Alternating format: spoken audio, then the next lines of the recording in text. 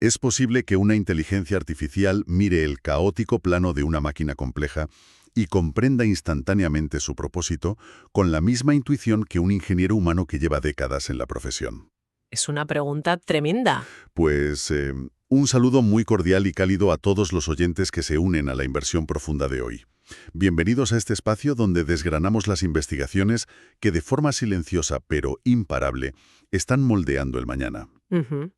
Porque cuando pensamos en inteligencia artificial, la mayoría, digamos que imaginamos un chat que redacta correos o un generador que crea imágenes curiosas. Pero hoy tenemos entre manos algo mucho más profundo. Desde luego que sí. Un documento verdaderamente fascinante. Se titula, a ver si lo digo bien, Ingeniería de automatización futura utilizando redes neuronales convolucionales de grafos estructurales. Casi nada, el titulito. Es un trabajo académico pionero, impulsado por investigadores de la Universidad de California, Irvine, Carnegie Mellon, la Universidad del Sur de California y, ojo, el gigante industrial Siemens. Que no es un actor menor en este campo, precisamente. Exacto. Y la misión de nuestra exploración detallada de hoy es desentrañar cómo estos investigadores están intentando enseñar a las máquinas a encontrar un orden lógico dentro del absoluto caos que son los inmensos volúmenes de datos de la ingeniería moderna. Queremos descubrir si realmente estamos a las puertas de tener asistentes virtuales capaces de co-crear maquinaria compleja, mano a mano con expertos humanos. Pues a ver, que es un tema apasionante, sin duda alguna. Y el planteamiento que hacen los autores del estudio es tremendamente ambicioso. El objetivo fundamental de esta investigación es aplicar técnicas avanzadas de aprendizaje automático, Sí, específicamente sobre estructuras de grafos para clasificar datos de ingeniería a una escala masiva. Pero bueno, para entender la verdadera magnitud del desafío que proponen superar, creo que primero debemos comprender la materia prima con la que trabajan. No estamos hablando de simples hojas de cálculo ordenadas alfabéticamente. hombre, claro. Y aquí es donde la cosa se pone realmente emocionante para la audiencia. Pensemos por un momento en la ingeniería de automatización moderna. Ujú. El diseño de fábricas enteras, la gestión de cadenas de suministro globales o el desarrollo desde cero de un vehículo comercial. Todo este proceso colaborativo genera un tsunami continuo y totalmente asimétrico de datos. Hablamos de miles de especificaciones en sistemas CAD. Los programas de diseño asistido por ordenador donde se dibujan las piezas en 3D. Esos mismos, y también sistemas CAM para la manufactura física de esas piezas. Y unas listas de materiales larguísimas que los ingenieros llaman BOM. Para que quienes nos escuchan se hagan una idea, un BOM es como la lista de ingredientes de una receta. Pero para construir un avión comercial, con millones de componentes. Efectivamente.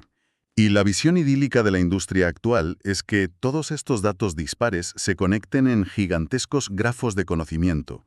Imaginemos una red inmensa, como un mapa de constelaciones tridimensional, donde cada tornillo, cada línea de código de software y cada sensor de temperatura están interconectados lógicamente.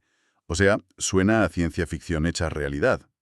A ver, suena futurista en la teoría, te lo concedo, pero considero fundamental que frenemos un poco ese entusiasmo inicial. Ya me vas a cortar el rollo. Un poco, sí. Hay que observar la realidad industrial que el propio documento reconoce abiertamente. Aunque la idea de un grafo de conocimiento universal, interconectado y perfectamente estructurado es muy seductora para cualquier directivo, la realidad a pie de fábrica es que los actuales grafos de datos de ingeniería son, técnicamente hablando, un absoluto desastre. Un caos. Un caos total. Los investigadores identifican 3 obstáculos formidables que impiden que una IA simplemente lea estos planos. El primero es la dispersión, o lo que en la jerga denominan sparsity. Que faltan conexiones constantemente. Exacto. En el mundo corporativo real, rara vez ocurre que todos los requisitos de un cliente estén meticulosamente vinculados a los diseños CAD correspondientes. Hay vacíos de información enormes. Es como, digamos, como un rompecabezas al que le falta un tercio de las piezas. Totalmente cierto. Y eso nos lleva al segundo gran problema que exponen, que es el etiquetado inconsistente. Para nuestra audiencia esto es algo que ocurre en cualquier oficina grande, pero elevado a la enésima potencia. Imaginemos a 2 ingenieros distintos, Ujú. trabajando en diferentes departamentos o incluso en países diferentes para la misma multinacional automovilística. Uno diseña una pieza y la guarda en el sistema como tubo-bajo del -escape-posterior. ¿Vale? Y el otro ingeniero que trabaja en el ensamblaje final registra exactamente la misma pieza física como conducto-ventilación-trasero-versión final. Para un humano que mira la pantalla es obvio que es la misma pieza de metal, Claro, ves el dibujo y lo sabes. pero para una base de datos ciega parecen dos entidades completamente distintas y ajenas. Esto crea unas duplicidades fantasma y un ruido tremendo en los sistemas corporativos. Es una ilustración perfecta de cómo el factor humano estropea la pulcritud de los datos. Pero el tercer obstáculo es con diferencia el más complejo a nivel matemático, y es la naturaleza no euclidiana de esta información. Es crucial que la audiencia comprenda este concepto. Adelante, desarróllalo. A ver, los algoritmos tradicionales de aprendizaje automático, como esos que reconocen nuestras caras en las fotografías del teléfono, funcionan excepcionalmente bien con datos euclidianos, es decir, tablas perfectamente ordenadas o cuadrículas de píxeles, donde hay una relación espacial clarísima de arriba, abajo, izquierda, derecha. Todo está en una rejilla perfecta. Exacto. Pero los datos de ingeniería de los que hablamos son nubes de puntos abstractas, grafos hipercomplejos y enmarañados, no tienen un orden secuencial lógico ni una forma geométrica regular. Claro, es que intentar aplicar una red neuronal estándar de reconocimiento de imágenes a un plano industrial tridimensional es como intentar usar un mapa de carreteras plano de papel para intentar navegar por el interior de una estación espacial en órbita. Los algoritmos tradicionales sencillamente colapsan porque no saben hacia dónde mirar. Efectivamente. Fracasan estrepitosamente porque la estructura subyacente no tiene ningún sentido para ellos. Y justo para encontrar una salida a ese laberinto, el documento introduce un concepto central que me parece de una brillantez absoluta.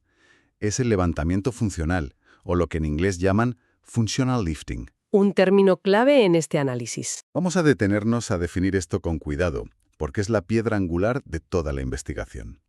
El levantamiento funcional es, en esencia, el proceso de inferir la función, el propósito final de un sistema basándose única y exclusivamente en sus especificaciones técnicas brutas.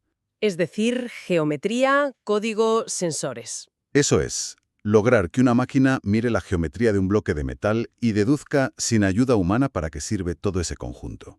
Y para ilustrarlo de una forma muy visual, los autores utilizan una analogía fenomenal, que es la diferencia entre un coche eléctrico y un coche tradicional con motor de combustión interna. Es un ejemplo fantástico para visualizar el problema. Sí, Si miramos el grafo de datos, o sea, la estructura mecánica pura de un coche eléctrico frente a uno de gasolina, son como de dos planetas distintos. totalmente. El eléctrico tiene enormes baterías de litio, inversores de corriente, pesados motores magnéticos en los ejes. El de combustión tiene pistones que suben y bajan, bujías que generan chispas, un tanque lleno de líquido inflamable y un sistema de escape. Sus estructuras de datos, sus planos, no se parecen en absolutamente nada. En nada de nada.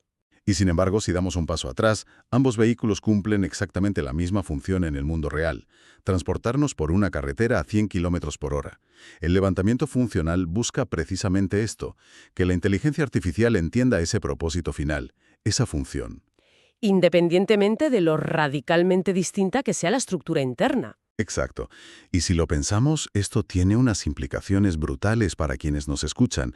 Si una máquina puede hacer esto al instante, el tiempo que tardaríamos en diseñar y fabricar productos más baratos, seguros y eficientes se reduciría drásticamente. Aceleraría la innovación a niveles que hoy ni imaginamos.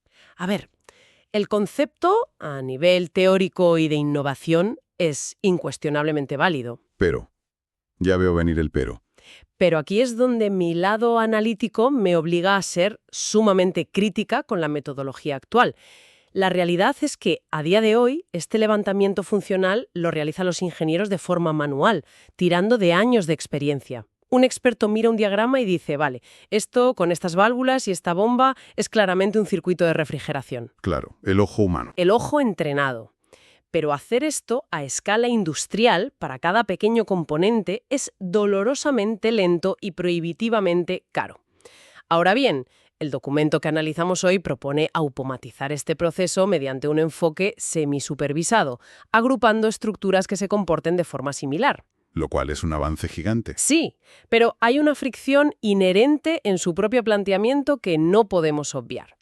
Este sistema, por muy avanzado que sea, sigue requiriendo un conjunto inicial de subgrafos etiquetados por expertos para poder empezar a entrenar a la inteligencia artificial. Ya, los datos semilla. Exacto.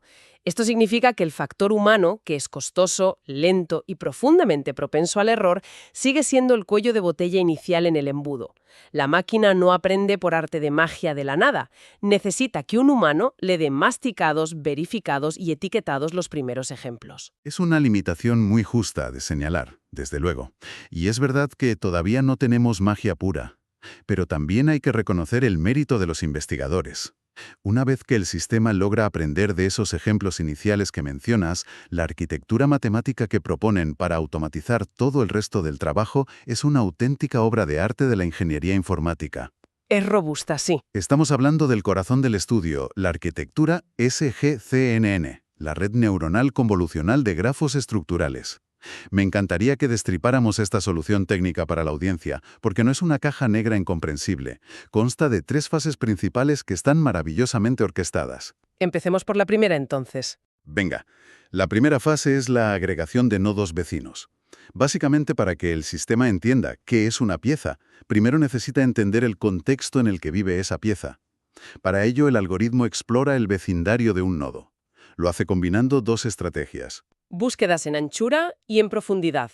Eso es, búsquedas en anchura para ver qué otros componentes están directamente pegados a él, y búsquedas en profundidad caminando más lejos por el grafo para entender el contexto amplio de toda la maquinaria. En el documento explican que se inspiran en un método algorítmico conocido como Node-to-Vec.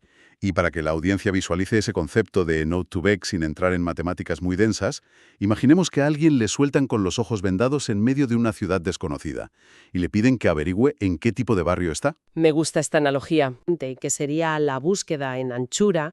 Podría pensar, esto es una casa de ladrillo. Pero si empieza a caminar varias calles más allá, la búsqueda en profundidad, y encuentra un parque industrial, vías de tren y almacenes, su comprensión del vecindario cambia por completo. El algoritmo hace exactamente esto. Pasea por la estructura de la máquina para entender el barrio de cada componente. ¡Qué analogía tan visual! Me encanta. Entender el barrio entero cambia la perspectiva completamente. Pero claro, aquí es donde la máquina choca contra un muro de ladrillo. Exactamente. Y es al entrar en las siguientes fases donde nos topamos con un dilema matemático verdaderamente severo. El problema del kernel de convolución y el pooling. Me voy a poner un poco técnica por un momento, pero prometo que es vital para entender el riesgo de lo que están intentando. Todo tuyo. Explícanos ese dilema. Cuando el algoritmo intenta extraer características importantes de un subgrafo combinando y eliminando nodos, genera un problema clásico en la informática, la explosión combinatoria. Matemáticamente, esto se representa como la complejidad de O de n sobre k. Que suene a chino para el común de los mortales. Lo sé. Para no sonar a libro de texto, imaginemos el problema así. Supongamos que tienes una corporación de 10.000 empleados y necesitas encontrar el equipo perfecto de 5 personas para un proyecto crítico. ¿Vale? Si tuvieras que probar una por una absolutamente todas las combinaciones posibles de 5 personas dentro de esos 10.000 empleados para ver cómo interactúan entre sí, el número de posibilidades crece de una forma tan absurdamente exponencial que la cifra tiene más ceros de los que podemos comprender. ¿Una barbaridad? Cualquier ordenador del mundo, por muy potente que fuera el superprocesador que le pusieras, colapsaría y se fundiría, intentando procesar todas esas iteraciones.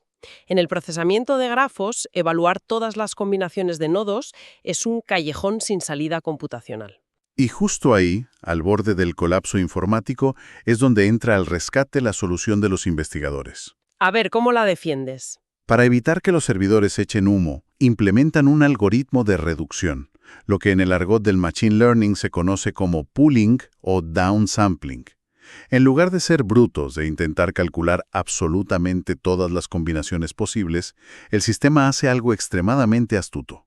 Calcula el grado de los nodos. Es decir, se fija en cuántas conexiones directas tiene cada pieza. Eliminando sin ningún tipo de piedad aquellos nodos que tienen menos conexiones. El sistema se queda únicamente con las estructuras que están más fuertemente enlazadas entre sí, y que en teoría son la columna vertebral geométrica de la función principal de la máquina. Es exactamente como podar un árbol frutal, cortando las ramas pequeñas y periféricas y dejando solo el tronco y las ramas principales gruesas que sostienen toda la estructura. Admito, sin reservas, que es una solución algorítmica brillante. Desde el punto de vista del rendimiento computacional, evita el colapso del que hablábamos, Totalmente. pero esto nos obliga a levantar la mano y cuestionar algo muy profundo desde la perspectiva puramente ingenieril. Al hacer esta poda matemática tan agresiva, ¿no se está perdiendo información de diseño que podría ser de vida o muerte? Ese es el gran miedo, claro. Pensemos en una planta química real. A veces, un componente diminuto con una sola conexión en todo el grafo, como podría ser una válvula de alivio en presión mecánica o un sensor de temperatura de emergencia, es absolutamente crítico para que la planta no explote. Madre mía, es verdad. Estructuralmente, para el algoritmo, ese nodo parece irrelevante porque casi no tiene conexiones. Eliminarlo, por motivos de simple eficiencia algorítmica, podría ser catastrófico si extrapolamos este método a diseños de sistemas críticos en el mundo físico. Ese es un matiz fantástico y te doy la razón. Es como si un escáner informático mirara el cuerpo humano, viera que el apéndice no tiene casi conexiones importantes con el resto de los órganos principales y decidiera simplemente borrarlo de los planos anatómicos por eficiencia. ¿Exacto? Lo cual está genial, hasta que ese apéndice sufre una apendicitis y resulta que importaba muchísimo. Una comparación muy acertada. Y hablando precisamente de poner estas teorías a prueba en escenarios más reales, los investigadores necesitaban datos para demostrar que su arquitectura funcionaba más allá de la pizarra. Y aquí se encontraron con otro muro. Sí, llegamos a la prueba de fuego de los datos. Dado que los repositorios de datos corporativos de firmas de ingeniería, como Siemens o Boeing, son secretos comerciales guardados bajo 7 llaves, los autores del estudio no podían simplemente pedirle sus discos duros. Ni de broma se los iban a dar. Tuvieron que buscar en otra parte. Así que recurrieron a GrabCAD. Para quienes nos escuchan y no lo conozcan, GrabCAD es básicamente como el Instagram o el GitHub de los ingenieros mecánicos. Es una comunidad online gigantesca donde millones de diseñadores comparten sus modelos 3D gratuitamente. Que es una mina de oro de información. De ahí extrajeron minuciosamente más de 14.000 muestras que luego agruparon en 6 grandes categorías funcionales: coches, motores, brazos robóticos, aviones, engranajes y ruedas. Es una base de datos pública y masiva, perfecta para poner a prueba si la IA sabe distinguir entre un motor y una rueda solo mirando las líneas. Sí, pero aquí radica otro detalle crucial y altamente cuestionable de la metodología del estudio, algo que invita a una reflexión muy seria. Adelante con la crítica.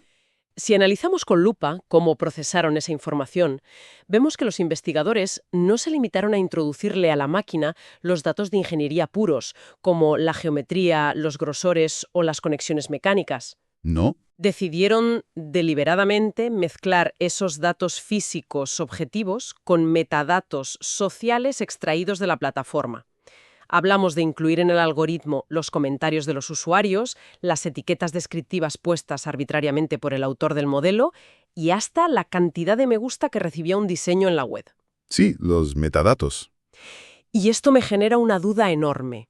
¿Acaso un me gusta de un usuario anónimo en Internet o un comentario diciendo qué diseño tan chulo define en lo más mínimo la funcionalidad mecánica real de un engranaje o la eficiencia termodinámica de un motor? Ya te entiendo. Pareciera que los investigadores intentaron suplir la evidente falta de datos técnicos profundos introduciendo un factor de popularidad social en la ecuación matemática. Entiendo tu escepticismo, y admito que choca un poco mezclar física con me gustas. Pero yo argumentaría en defensa del estudio que este contexto social, este lenguaje humano, sí es de una ayuda inmensa para la inteligencia artificial en esta fase incipiente. A ver, ¿cómo justificas eso? Pues porque los humanos agrupamos conceptos de maneras muy sutiles a través del idioma. Si un diseño de un brazo robótico en la plataforma tiene etiquetas específicas puestas por ingenieros, o hay comentarios debatiendo su capacidad de torsión, esos metadatos actúan como un puente semántico fundamental. Vale. Ayudan a la máquina, que al principio es ciega, a correlacionar una fría y abstracta estructura geométrica de líneas con el propósito humano subyacente. Y sinceramente, los resultados que consiguieron hablan por sí solos. Llegamos a la cifra mágica. Llegamos al gran logro. el titular que corona y justifica toda esta investigación. La red SGCN logró aproximadamente un 91% de precisión al clasificar las funciones de los subgrafos en este complejo conjunto de datos. Conseguir que una inteligencia artificial reconozca con más de un 90% de exactitud si un caótico amasijo de líneas y nodos es el rotor de un helicóptero o el chasis de un coche es un hito para celebrar. El 91% es ciertamente un número muy llamativo y perfecto para el resumen ejecutivo que leen los directivos. Sí. Pero, como ocurre siempre en la ciencia de datos, el diablo se esconde en los detalles y en el análisis riguroso de qué se sacrificó para llegar a esa cifra. Si desmenuzamos la tabla 1 y los gráficos de rendimiento que incluye el estudio, la historia que nos cuentan los números es bastante más compleja que un simple triunfo. Cuéntanos qué ves en esas tablas. Por ejemplo, hablemos de la topología de la red neuronal y los tamaños de los kernels, o núcleos de convolución, que utilizaron. Los datos del estudio muestran que para redes poco profundas, de unas 3 capas de procesamiento, el sistema necesita kernels de gran tamaño para poder extraer algo útil. Básicamente, necesita mirar el bosque entero de golpe. Entendido. Sin embargo, cuando intentaron hacer redes más profundas y potentes, empujando hasta las 6 capas, tuvieron que cambiar drásticamente la estrategia. Ahí los kernels pequeños funcionaron mucho mejor, porque permitían a la red aprender las abstracciones funcionales de forma progresiva y jerárquica. Miraban hoja por hoja. Exacto, miraban hoja por hoja, luego rama por rama, asimilando detalles finos antes de componer el panorama general. Encontrar ese equilibrio no fue trivial. Fue un equilibrio muy delicado, sí, y eso también se vio reflejado en las matemáticas puras detrás del proceso de aprendizaje. Un punto súper destacable de esa sección de resultados es la función de activación que resultó ganadora. Ah, la famosa función de activación. Para explicarlo de forma sencilla a los oyentes, una función de activación es el interruptor matemático que decide si una neurona artificial debe encenderse y pasar información a la siguiente capa o no. De entre todas las opciones matemáticas complejas para hacer que la red aprendiera patrones, la campeona indiscutible fue la función llamada Leaky-ReLU, Que viene a ser un rectificador lineal unitario con fuga. con una pequeña fuga matemática, sí. Y según el estudio, el éxito llegó al configurarla específicamente con un valor alfa de 0,2. Esa combinación exacta fue la llave maestra que les permitió alcanzar esa codiciada precisión del 91%. Fue la que les permitió alcanzar el pico máximo de precisión al final, de acuerdo. Pero creo que debemos advertir a quienes nos escuchan sobre el tremendo coste de inestabilidad que tuvo esa lección. ¿Te refieres a las gráficas de pérdida? Me refiero a que si dejamos a un lado las tablas de resultados finales y observamos detenidamente las figuras 6 y 7 del documento original, que es donde se grafica cómo fue evolucionando el error y la precisión a lo largo del tiempo de entrenamiento, el panorama asusta un poco. Es bastante caótico. El uso de esta función, Leaky-ReLU, no generó un aprendizaje suave y continuo. Introdujo unos picos de error repentinos y unas inconsistencias enormes. La gráfica no es una rampa ascendente suave. No, desde luego que no. Muestra unos sobresaltos violentos, unas caídas en picado en el rendimiento durante el entrenamiento, a diferencia de otras funciones matemáticas que eran mucho más estables, aunque menos precisas al final. Esto nos dice, sin lugar a dudas, que el proceso cognitivo de la IA fue tremendamente turbulento, casi caótico en ciertos momentos clave de su aprendizaje. Es verdad, al ver la gráfica parece la curva de una montaña rusa, con subidas y bajadas de vértigo. Pero fíjate, incluso reconociendo esa inestabilidad, lo que me sigue pareciendo poco menos que magia pura es la resiliencia increíble del sistema cuando aplicaron el famoso dropout o abandono de datos del que hablábamos antes. Sí, el purgado de datos. El estudio demuestra empíricamente que, incluso eliminando aleatoriamente más del 50% de los datos y de las conexiones en tiempo real, para aligerar la carga del procesador de la máquina, el sistema seguía siendo capaz de aprender la estructura funcional subyacente. Es sorprendente, la verdad. Es como el ejemplo definitivo del alumno brillante. Es como imaginar a un estudiante universitario al que el día antes del examen final le arrancas y quemas la mitad de sus apuntes de forma totalmente aleatoria, y aún así entra al aula y saca un sobresaliente, porque, con lo poco que le quedó, había entendido a la perfección la esencia profunda del temario. Entendió la esencia, te lo compro. Pero lo hizo bajo unas condiciones de laboratorio de cristalería fina. Y esto me lleva directamente a mi conclusión más crítica sobre toda esta sección técnica del documento. Somos todo oídos. La enorme inestabilidad de la función de activación y a ese borrado masivo del 50% de los datos sin colapsar, los investigadores confiesan que tuvieron que realizar una optimización manual exhaustiva de lo que llaman los hiperparámetros. Y esto es clave. La velocidad a la que aprendía la máquina, el tamaño exacto del lote de datos que le daban de comer en cada ciclo, el tamaño milimétrico del kernel. Absolutamente nada de esto lo dedujo la inteligencia artificial por sí sola. Requirió horas de lo que en el sector de la programación se conoce de forma un tanto peyorativa como la magia negra del machine learning. Prueba y error pura y dura. Un tedioso proceso de prueba y error manual por parte de científicos de datos altamente cualificados. Esto demuestra de forma empírica que, por muy vanguardista que sea esta arquitectura en el papel, la inteligencia artificial en este campo aún necesita una niñera humana constante. Una niñera afinando los engranajes. Exacto. Una niñera que esté afinando los engranajes matemáticos para impedir que el algoritmo descarrile. Aún no estamos ante sistemas autónomos. Es una bofetada de realidad necesaria, sin duda. Es innegable que todavía hay muchísimo trabajo humano, un trabajo casi artesanal, escondido detrás de ese elegante telón algorítmico de la inteligencia artificial. Pero, precisamente porque expone tanto los logros como los obstáculos de forma tan transparente, creo que estudios como este son peldaños absolutamente vitales para el progreso tecnológico. Coincido en que marcan el camino a seguir. Y con esto creo que ha llegado el momento perfecto para sintetizar toda esta densidad de información para la audiencia. Vamos a estructurar un resumen muy claro de las 3 grandes lecciones que nos debemos llevar de nuestro análisis a fondo de hoy. En primer lugar, la lección más esperanzadora para la industria, la prueba de viabilidad técnica. Que no es poca cosa. Este documento ha demostrado con creces que es tecnológicamente posible utilizar redes neuronales complejas para realizar un levantamiento funcional con una precisión sorprendente del 91%. Estamos dando los primeros pasos sólidos para lograr que una máquina traduzca el caos ciego de la geometría 3D a un propósito humano perfectamente comprensible. Totalmente de acuerdo con ese primer punto. En segundo lugar, yo destacaría el inmenso aporte metodológico que han hecho. La innovación matemática de utilizar ese muestreo de vecindarios, inspirándose en Not2Vec para explorar en anchura y profundidad, sumado a esa poda inteligente de los modos menos conectados. La solución al colapso. Es una solución técnica de compromiso brillantísima. Es lo que realmente permite evitar el colapso de los ordenadores al procesar estos inmensos laberintos tridimensionales, demostrando que la IA puede operar en el mundo de la ingeniería sin requerir infraestructuras de supercomputación que estarían fuera del alcance del 99% de las empresas. Y en tercer y último lugar, por supuesto, la dosis de realismo que nos has ido aportando durante toda la charla. El contrapunto vital que ha marcado nuestro debate de hoy. Que los datos corporativos de ingeniería del mundo real siguen siendo un terreno tremendamente fragmentado, disperso y dolorosamente dependiente de convenciones dictadas por humanos. Lamentablemente así es. Automatizar este aprendizaje ya no es ciencia ficción, es posible.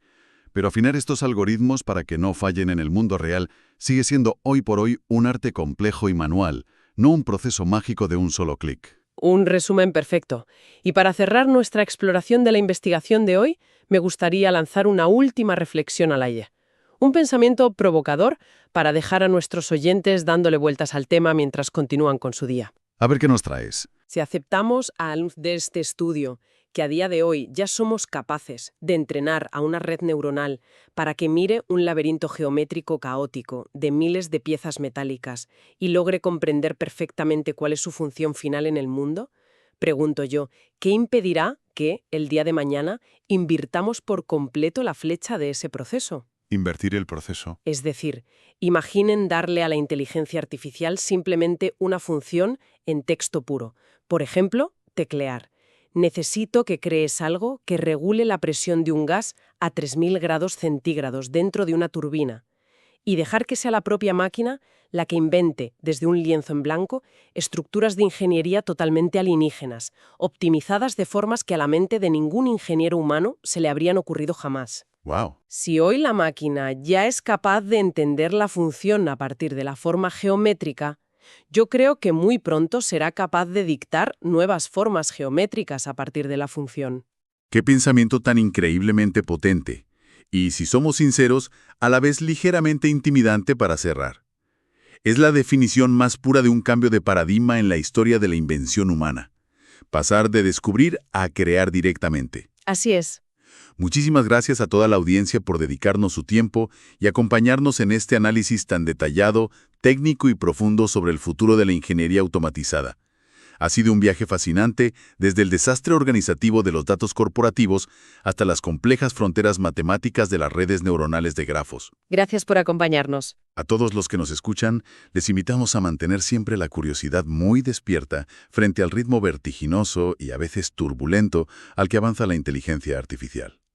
Nos escuchamos en la próxima exploración detallada.